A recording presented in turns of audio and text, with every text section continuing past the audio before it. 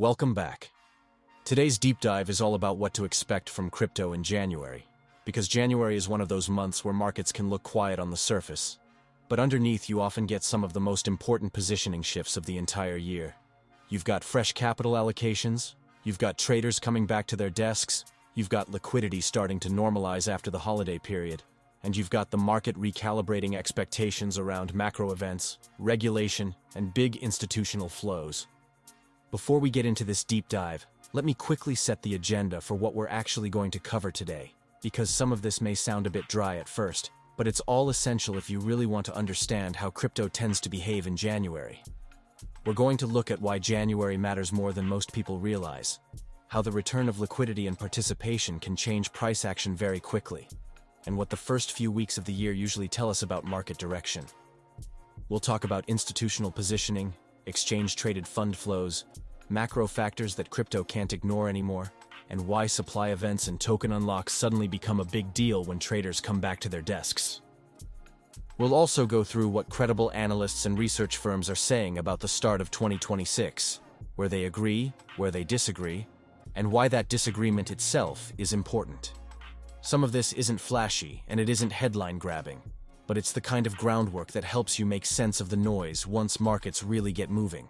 So stick with it, because by the end of this episode, you'll have a much clearer picture of what actually matters in January, what to watch week by week, and how to think about the first real test of the market as we head into the new year. Let's start with where the market is right now. Bitcoin has been trading in a tight range entering the start of the year, hovering in the high $80,000 area. And that alone tells you something important. We're not in a full risk-on frenzy, but we're also not in capitulation. We're in that awkward middle stage where the market is waiting for a reason to commit. And that sets up January as a month where you can either get a range breakout or you get a deeper reset, depending on which catalysts hit first. That brings us to the first big January theme, the return of liquidity and participation. Every year, crypto traders talk about thin liquidity in late December. We talk about it a lot too, and we do it because it matters.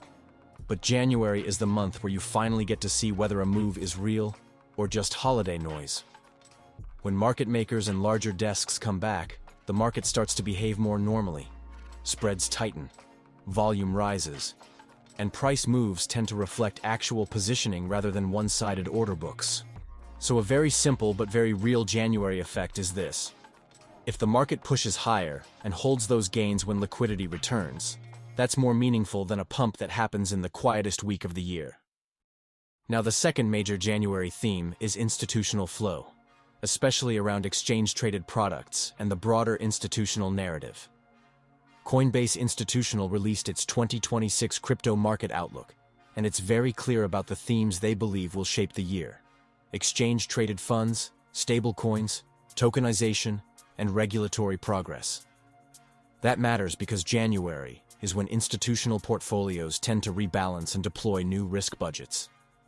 So if you see renewed inflows into Bitcoin-related products early in January, it can become a self-reinforcing narrative. That doesn't mean price must go up, but it does mean the market will be hypersensitive to flow data. You'll see traders watching daily inflows and outflows, not because it's the only thing that matters, but because it's one of the cleanest real-time signals of whether institutions are participating or stepping back. The third major January theme is what I call the macro reality check. Crypto is not trading in a vacuum anymore.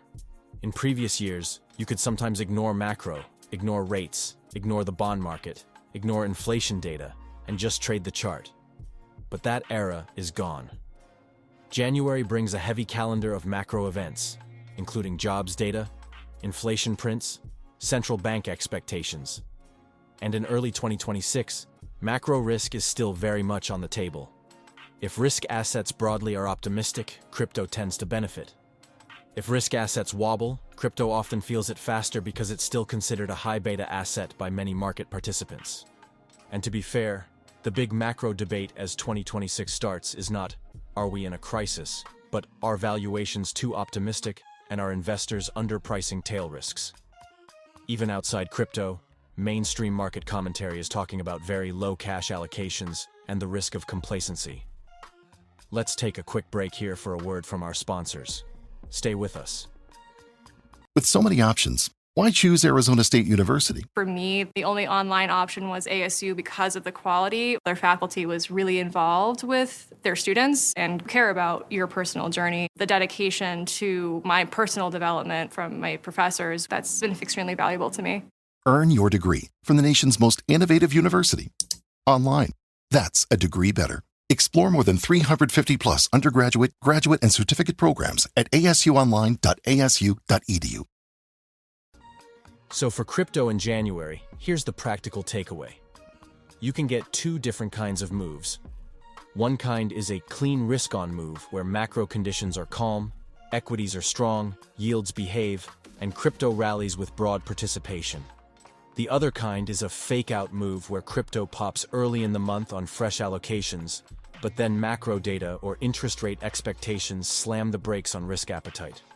And in that environment, crypto can drop quickly, because it's still one of the fastest markets to reprice sentiment. Now, the fourth major January theme is on-chain positioning and market structure.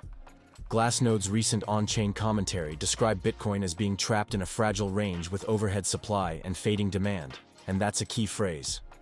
Overhead supply simply means that a lot of people bought at higher prices, and when the market rallies back into their purchase zone, some of them sell to break even. That can cap rallies and keep the market range-bound. So for January, one of the most important technical and on-chain questions is, can Bitcoin clear those overhead levels with real demand? Or do we keep chopping sideways while the market waits for a bigger narrative? And this is where you should expect a lot of two-sided analyst commentary. Some will say the structure looks constructive and that institutional demand hasn't gone away. Others will say the market looks tired and needs a deeper reset to rebuild energy. Both views can be true in different time windows, which is why January often starts with a battle for control. Now, the fifth major January theme is regulatory and policy signals. This matters for two reasons. First, January is when legislative agendas and regulatory priorities start to become clearer again. People come back from holidays, committees meet, agencies publish plans, and the market starts to price in political direction. Second, crypto remains extremely sensitive to the perception of regulatory clarity. A single credible policy signal can lift sentiment for weeks. A negative headline can compress valuations very quickly, especially in altcoins. Coinbase's outlook explicitly ties 2026 acceleration to clearer regulation and market structure progress. Whether you agree or not, it shows you what large regulated businesses believe the market will reward. So January is not just about charts. It's also about what the market thinks the rules of the game will look like in 2026. Now, the sixth major January theme is seasonality and repositioning, the January effect in crypto. You'll hear this phrase used in traditional markets, and crypto has its own version. It's not guaranteed, but it's common. After year-end tax positioning, after portfolio cleanups, after people close out losers and rebalance winners, you often see fresh buying. Some of that is pure behavioral finance. People like the feeling of starting the year with new positions. Funds like deploying capital at the start of a period. The key point is not that January is always bullish. It's that January is often more directional than late December. In December, you often get drift and noise. In January, you often get a narrative fight and a trend attempt.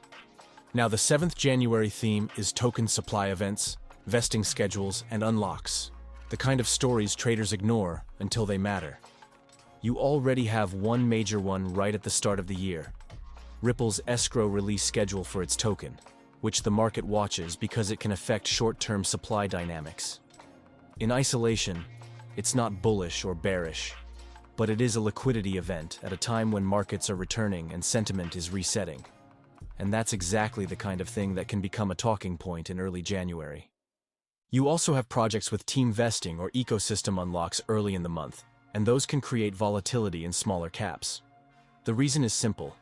If a large amount of supply becomes eligible to sell, traders price in the risk, and that can cause preemptive selling or hedging even before anything actually happens. So January often has these mini supply narrative moments where people suddenly become obsessed with a vesting date, an unlock schedule, or an escrow release. Even if the fundamentals haven't changed, supply dynamics can drive price in the short term. Now, the eighth January theme is the split between Bitcoin, large caps, and the rest of the altcoin market. In January, you often see the market pick a leadership profile. Either Bitcoin leads and capital stays defensive, or you start to see broader participation in Ethereum, Solana, and the large-cap altcoin basket. That matters because it changes the tone of stories. If Bitcoin leads, the market narrative is usually store of value, macro hedge, institutional flows. If Ethereum and Solana lead, the narrative shifts toward technology adoption, network activity, applications, and broader risk-on behavior.